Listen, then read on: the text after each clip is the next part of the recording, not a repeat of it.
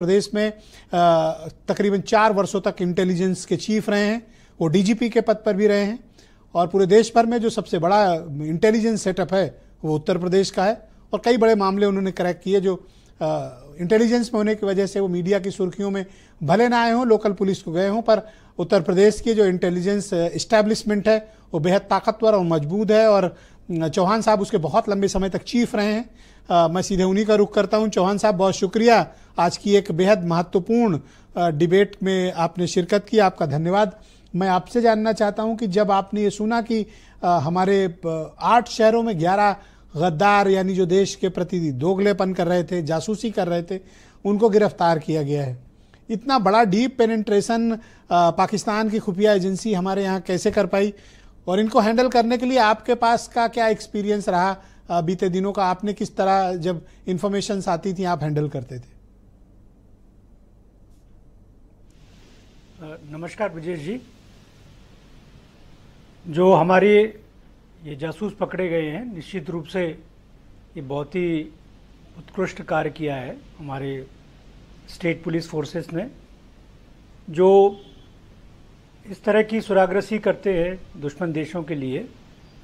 इसके लिए counter intelligence wing Bharat सरकार के लेवल पर है और राज्य सरकार की जो पुलिस है उनके यहाँ भी ये काउंटर इंटेलिजेंस अवेलेबल है।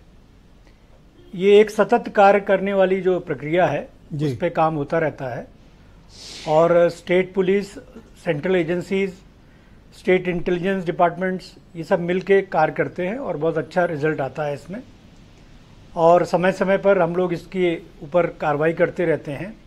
कई बार हम लोग इसको सार्वजनिक नहीं करते हैं, कई बार सार्वजनिक करते हैं, तो ये कार्य बहुत अच्छा हुआ है। लेकिन इसमें सबसे बड़ी जो भूमिका है वो भारत के नागरिकों की है कि आप ऐसे समय पर, जब कठिन समय है, दुश्मन देश बहुत एक्टिव है जी, तो आपको अपने कान और आंखें खुली रखनी है और जहां भी आपको शक शुबा हो तो संबंधित मैं आपसे जानना चाहता हूं, एक कॉमन मैन को और हमारे दर्शकों को आप बताएं कि पाकिस्तान की जो खुफिया एजेंसी है इतना डीप पेनिट्रेट करने में उसे कामयाबी कैसे हासिल हुई और स्पेशली मैंने देखा कि हिंदू कम्युनिटी से इस बार उन्होंने ज़्यादा पेनिट्रेट करके जासूस या सूचना लेने के लिए लोग इकट्ठे किए। कारण इसका क्या है? नहीं, ये इतना मुश्किल नहीं होता है क्योंकि ज़्यादातर ये लोग छोटे पैसे के लिए जो है लालच में आ जाते हैं और इसमें करते हैं। 2 तरह की इसमें मुखबिरी होती है। एक तो जो इलेक्ट्रॉनिक मीडिया है, खास करके हमारा सोशल मीडिया जिसे हम कहते हैं, इंटरनेट बेस्ड जो है, तो उस पर जानकारी साझा करना बहुत आसान हो गया है और इसमें कवर बनाया जाता है। जो अभी आपने उदाहरण दिया हरियाणा का ज्योति मल्होत्रा का, ये बड़ा स्पष्ट है कि उसने पहले कवर बनाया और उसके बाद में फिर इस तरह की गतिविधियों को अंजाम दिया। इस पर निश्चित रूप से हमारा ध्यान जाना चाहिए था और जाता भी है। स्टेट इंटेलिजेंस और सेंट्रल इंटेलिजेंस इसको मॉनिटर करती है कि कौन बार बार जो है दुश्मन देशों में जा रहा है और क्यों जा रहा है, तो इस पर निगाह रखी गई थी और इस निगाह का ही परिणाम है कि उसको अरेस्ट किया गया।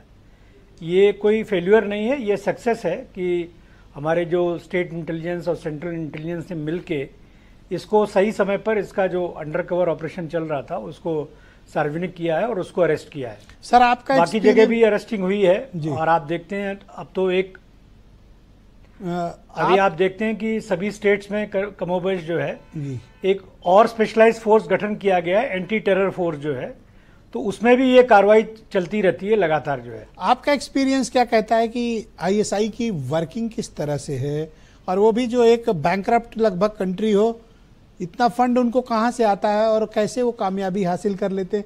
आज मैंने कुछ मीडिया रिपोर्ट्स पढ़ी और specially ministry of external affair का थोड़ी देर पहले जारी किया गया एक प्रेस नोट जिसमें पाक दूतावास के एक उच्चाधिकारी को तुरंत डिमार्च करने यानी बाहर जाने के आदेश दिए हैं और उसमें ये बात कैटेगरिकली लिखी है कि पाकिस्तान के उच्चायोग में जो अधिकारी तैनात हैं उनको जो प्रिविलेज हैं, विशेषाधिकार हैं, उनका दुरुपयोग करने की कोशिश हुई है। क्या पाकिस्तान हाई कमीशन इस तरह के करता रहा है?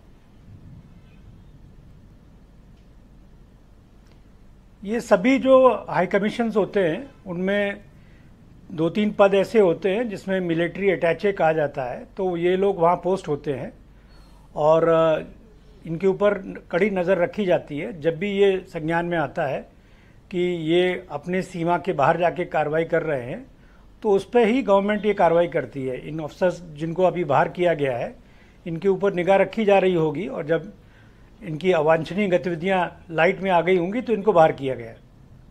एक वर्ग है जो ये कह रहा है कि state intelligence community, central intelligence community, overall intelligence community तालमेल का अभाव है, तभी तो ज्योति रानी मल्होत्रा जैसे केस उदाहरण है कि बाघा बॉर्डर से वो बार बार क्रॉस करके जा रही है। अगर कम्युनिटीज में, इंटेलिजेंस कम्युनिटी में आपस में तालमेल होता तो ये ऑपरेशन सिंदूर के पहले ही ये मामला पकड़ में आ गया होता। ये हमें थोड़ा जल्दीबाजी नहीं करनी चाहिए निष्कर्ष पे आने में, क्योंकि कई बार इंटेलिजेंस एजेंसीज ऐसे लोगों को कार्रवाई करने देती है। उनको हम लंबी, जिसे कहते हैं लंबा रस्सी देते हैं और इनको ढील देते हैं, मॉनिटर करते रहते हैं लगातार जो है, और सही समय पे इसको फिर उजागर करते हैं और अरेस्टिंग करते हैं, क्योंकि इससे हमें ये पता चलता है कि उनका हैंडलर कौन है। ओके। क्योंकि उस हैंडलर की आइडेंटिटी जानकारी करना ये ज़्यादा इंपॉर्टेंट है।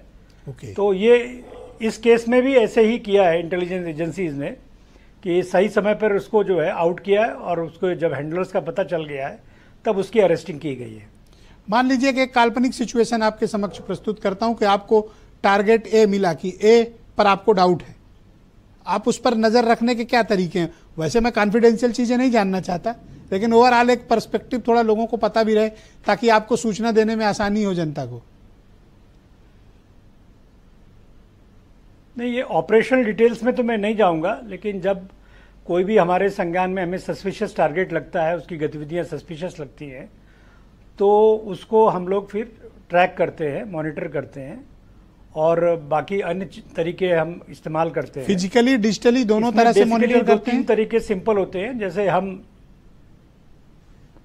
अगर बहुत हाई वैल्यू टारगेट है तो हम लोग मैन टू मैन मार्किंग करते हैं, और बाकी फिर अपने जो इलेक्ट्रॉनिक इक्विपमेंट्स हैं उनके आधार पे भी मॉनिटरिंग करते हैं। लेकिन ये मैं इसकी डिटेल्स में नहीं जाना चाहूँगा, क्योंकि इसका डिटेल में जाने का कोई औचित्य नहीं है, नंबर एक, और जाने के कोई फ़ायदा भी नहीं होगा। तो इसको, लेकिन जब भी हाई वैल्यू टारगेट हम लोग मिलता है तो हम लोग उसको काफ़ी समय तक इसके ऊपर नज़र रखते हैं, और जब सही समय आता है तब कार्रवाई करते हैं। ऑलराइट, शुक्रिया sir. Please continue with us. मैं संजय खन्ना साहब, फॉर्मर ब्रिगेडियर इंडियन आर्मी।